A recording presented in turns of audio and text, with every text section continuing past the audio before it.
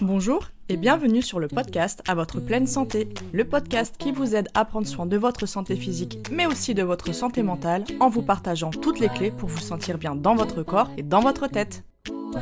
Je m'appelle Marina, je suis naturopathe et conseillère en nutrition. Suite à des soucis de santé non résolus par la médecine classique, je me suis intéressée aux médecines traditionnelles et à l'approche globale des troubles de santé comme l'aspect psychologique et émotionnel. Après avoir eu les réponses à mes questions, j'ai souhaité partager avec vous mes connaissances pour aider les personnes qui se sentent perdues face à leur santé ou leur alimentation. Ma mission à travers ce podcast sera de vous aider à faire la paix avec la nourriture via une approche bienveillante de l'alimentation pour vous sentir bien dans votre assiette, mais je vous aiderai également à comprendre les besoins de votre corps pour mieux le chouchouter. Préparez-vous à vous sentir bien dans votre corps et dans votre tête car la pleine santé se trouve entre vos mains. Alors comme promis, aujourd'hui on se retrouve pour la suite de notre saga consacrée aux produits laitiers. Et la semaine dernière, on a vu toutes les idées reçues et les vérités quant aux recommandations concernant le calcium et la consommation de produits laitiers. Et dans cet épisode, on va voir ensemble comment on en est venu à cette surconsommation, aux quantités qui sont consommées aujourd'hui en produits laitiers, comparé à il y a 50 ans ou même 100 ans. Donc je vais vous expliquer un petit peu tout ça avec un petit peu d'histoire. Et dernier petit point avant de commencer l'épisode, il risque d'y avoir un peu de bruit parce qu'il y a un énorme orage qui est en train d'éclater. Voilà.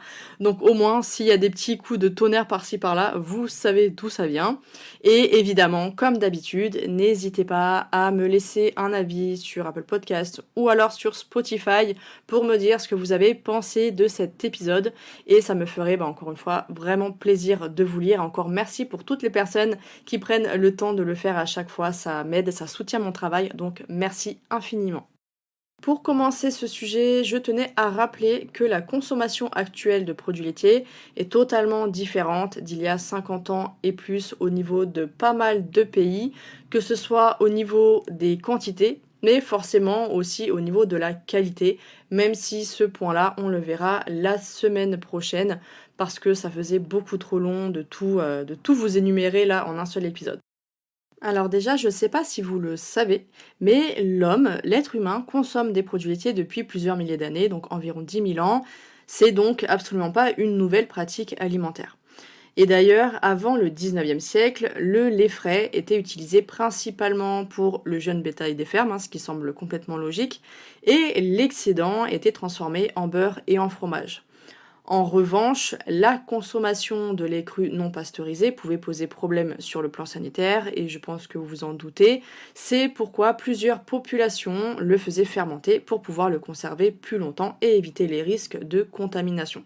Donc clairement, à cette époque, les adultes n'avaient pas pour habitude de consommer quotidiennement du lait cru sous forme de boisson, comme on peut le voir de nos jours, jusqu'à ce que le commerce du lait frais se développe grâce notamment à la pasteurisation et que la production de lait explose après la Seconde Guerre mondiale. Et oui, en fait, c'est durant une campagne de lutte contre l'alcoolisme que Pierre Mendès France fait distribuer des briquettes de lait dans les écoles maternelles et primaires en 1954. Le but, c'était de donner aux enfants l'habitude de boire une boisson sans alcool, parce que oui, à cette époque, la consommation d'alcool chez les plus jeunes était courante. C'est choquant, mais c'est un fait. Et cette campagne, elle avait également pour but de pallier aux carences nutritionnelles de l'après-guerre.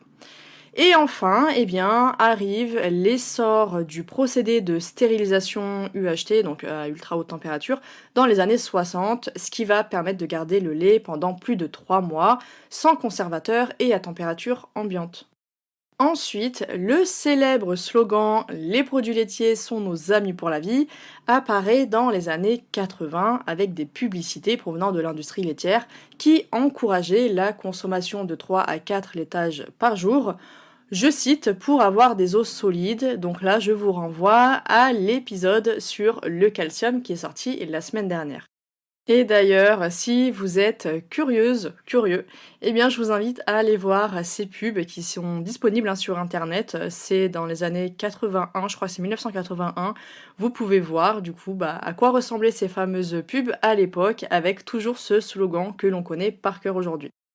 En 1980, le processus de sélection génétique va également augmenter et c'est ainsi que certaines races ont été privilégiées pour obtenir un meilleur rendement et ainsi forcément satisfaire la consommation grandissante en produits laitiers. Donc, c'est le cas notamment de la principale vache laitière utilisée en France, à savoir la race Prim Holstein qui est issue de plusieurs croisements génétiques. Et en effet, c'est cette race Primoldstein qui produit environ 80% du lait récolté en France, ce qui en fait la première productrice de produits laitiers industriels, à côté de la Montbéliarde et de la Normande. Selon le site cirad.fr, aujourd'hui, plus de 80% du lait consommé provient de vaches laitières. Ensuite, on a 10 à 15% qui provient de la bufflonne, moins de 4% qui provient des petits ruminants tels que la brebis et la chèvre, et moins de 1% qui provient de la chamelle. Donc avec la démocratisation du lait stérilisé, puis des produits laitiers de nouvelle génération comme les crèmes dessert, les crèmes glacées, les boissons lactées et toutes les autres préparations industrielles à base de lait, la quantité consommée aujourd'hui est largement supérieure à celle consommée il y a 80 ans et plus. Et un des principaux problèmes de cette surconsommation, ce sont les apports excessifs que l'on constate dans l'alimentation moderne. Donc il n'y a pas que cet aspect, il y a aussi toute la partie qualité, mais comme je vous l'ai dit, ça concernera le prochain épisode. En effet, sur le plan nutritionnel, les produits laitiers ont une forte teneur en acides gras saturés, mais aussi en acides gras trans d'origine naturelle. Parce que oui, je ne sais pas si vous le savez, mais les acides gras trans peuvent être soit d'origine naturelle, donc présents naturellement dans les animaux notamment, mais ils peuvent aussi être d'origine industrielle, de par les processus de modification et de transformation des aliments. Le problème, c'est qu'une consommation excessive d'acides gras saturés et trans peut augmenter le risque de développer des maladies cardiovasculaires, mais aussi, pour l'excès des acides gras trans cette fois, et quand c'est majoritairement de sources industrielles, de développer un cancer de la prostate ou un cancer colorectal. Et d'ailleurs, il y a certaines études qui tendent à montrer que les acides gras trans naturels seraient moins nocifs pour la santé que ceux d'origine synthétique. Mais bon, il y a encore divergence sur le sujet, donc c'est pas quelque chose de sûr et certain. Et ces problématiques liées aux acides gras trans, eh bien, ont donné lieu à un règlement que l'Union européenne a adopté en 2019 pour fixer un seuil maximal de 2 grammes d'acides gras trans pour 100 grammes de matière grasse dans les denrées alimentaires, mais, et c'est le petit couac, sans tenir compte des acides gras trans naturellement présents dans les graisses d'origine animale. Et évidemment, les industriels l'ont bien compris, il y a eu une grosse guerre contre le gras il y a un certain temps maintenant, donc on a vu apparaître tout un tas de produits allégés en matière grasse qui pouvaient permettre une consommation plus élevée en produits laitiers sans avoir trop d'acides gras saturés justement, comme on vient de le voir. Donc, chez des personnes qui ont déjà beaucoup trop de graisses saturées et des acides gras trans dans leur alimentation via la consommation de viande et de produits industriels, oui, dans ce cas, les produits allégés en matière grasse pourront aider à diminuer les apports quotidiens, mais le fait de conserver ce mode alimentaire n'est pas nécessairement la meilleure solution, sauf si vous souffrez d'un trouble du comportement alimentaire et peut-être que pour l'instant, l'idée de manger des produits non allégés vous angoisse. Effectivement, dans ce cas, ça sera peut-être une solution temporaire. Alors pourquoi est-ce que je vous dis que c'est pas vraiment la meilleure solution que d'adopter des produits laitiers allégés en matière grasse?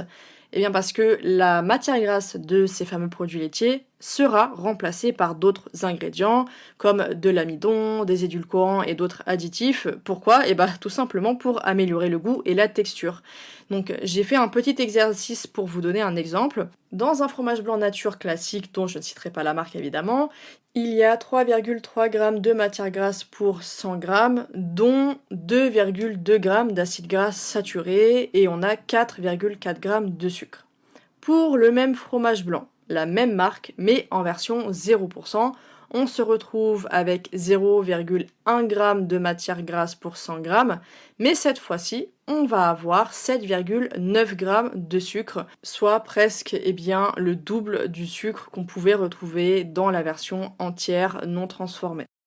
Alors certes, ces produits laitiers sont souvent moins caloriques et c'est tout à fait logique parce que les lipides apportent plus d'énergie que les glucides. Mais les faibles calories ne font pas nécessairement la qualité du produit.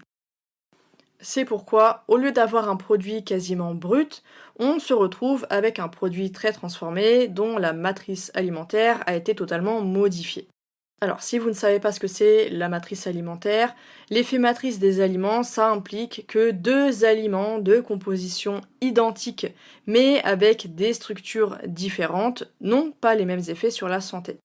C'est pourquoi, si vous voulez mon avis, il vaut mieux revoir ces apports en graisses saturées et en acides gras trans issus des viandes et des produits industriels, et manger avec modération des produits laitiers naturels sous leur forme entière, plutôt que d'en consommer matin, midi et soir en version allégée et transformée. Et évidemment, les quantités dépendront du mode alimentaire de chacun, parce qu'une personne qui est végétarienne ou pesco-végétarienne ou encore flexitarienne, qui va donc manger pas ou très peu de viande, et qui ne consomme pas beaucoup de produits industriels à côté, pourra forcément se permettre plus d'apports en acides gras saturés et en acides gras trans via les produits laitiers, plutôt qu'un omnivore qui consomme régulièrement de la viande ou qu'une personne qui consomme beaucoup de produits industriels et ultra transformés. Les excès dans la consommation d'acides gras saturés ou d'acides gras trans expliquent donc que la consommation de produits laitiers doit être modérée, mais il n'est pas pour autant obligatoire de les supprimer si c'est pour une question de santé, parce qu'en effet, ils ont de nombreux bienfaits lorsqu'ils sont bien choisis. Effectivement, plusieurs données récentes ont observé que certains produits laitiers, notamment ceux qui sont fermentés, n'étaient pas associés aux maladies cardiovasculaires et finalement ce serait même le contraire. Et tout ça, ça s'expliquerait par le fait que les produits laitiers fermentés auraient des effets hypocholestérolémiants, hypotenseurs, antioxydants, immunomodulateurs et anticancérigènes.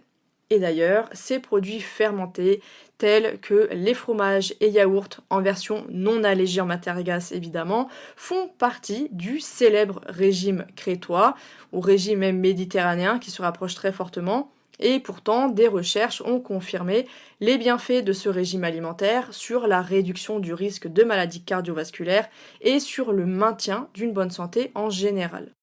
Il n'y a donc pas besoin de respecter une règle précise concernant la quantité de produits laitiers à consommer par jour ou par semaine, tant que vos apports en acides gras saturés et trans sont respectés et que votre alimentation est variée avec beaucoup de végétaux et peu d'aliments ultra transformés. Ainsi, si vous consommez un petit peu de fromage ou un yaourt fermenté chaque jour, ou que vous avez envie d'en manger uniquement de temps en temps, ce qui compte, c'est de rester dans la modération et dans l'équilibre au sein de votre alimentation dans son ensemble, et de choisir autant que possible des produits entiers, peu transformés et fermentés pour bénéficier de tous leurs bienfaits sur la santé. Pour finir, je vous rappelle que non, vous n'avez pas besoin de consommer 3-4 produits laitiers par jour, et notamment pour des besoins de calcium. Donc tout ça, on l'a vu ensemble dans le dernier épisode. Je vous y renvoie si vous ne l'avez pas encore écouté, car ce qui compte, comme toujours, c'est d'avoir une alimentation qui va être variée. Maintenant qu'on a vu qu'une consommation modérée de produits laitiers était recommandée, nous verrons dans le prochain épisode comment la demande accrue en laitage a eu un impact considérable sur la qualité du lait et des produits laitiers d'aujourd'hui. En attendant, portez-vous bien, prenez bien soin de vous et on se retrouve mercredi prochain.